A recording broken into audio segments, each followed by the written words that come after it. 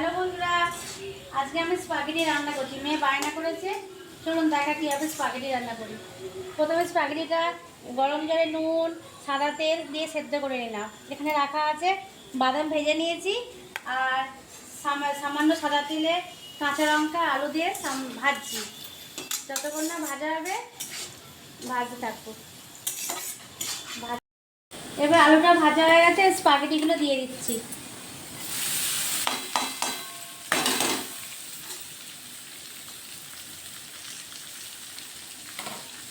একটু ভালোভাবে নেড়ে নিচ্ছি যাতে নিচে না লেগে যায়।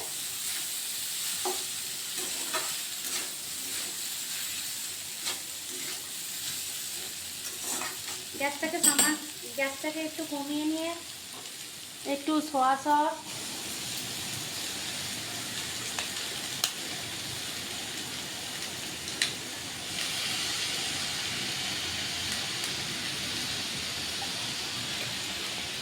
একটু টমেটো সস,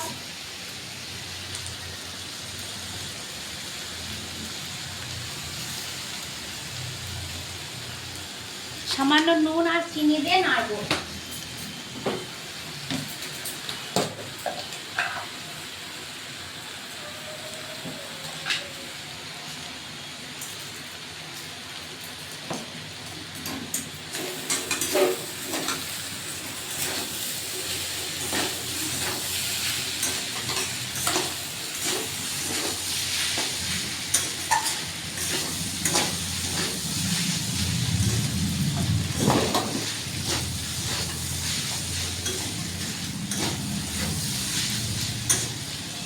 তারপর স্প্যাগেটির মশলা দিয়ে দেবো।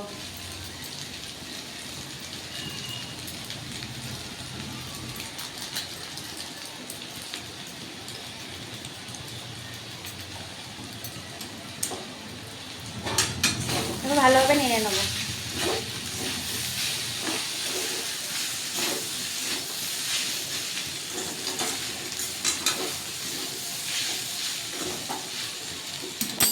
গ্যাস নিভিয়ে ওপর থেকে বাদাম ছড়িয়ে দেবো।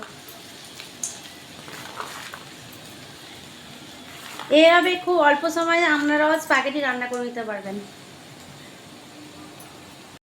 আমাদের স্পাগেটি তৈরি হয়ে গেছে। সামান্য শসা পেঁয়াজ দিয়ে পরিবেশন করলাম। এই স্পাগেটিটা কেমন লাগলো অবশ্যই জানাবেন।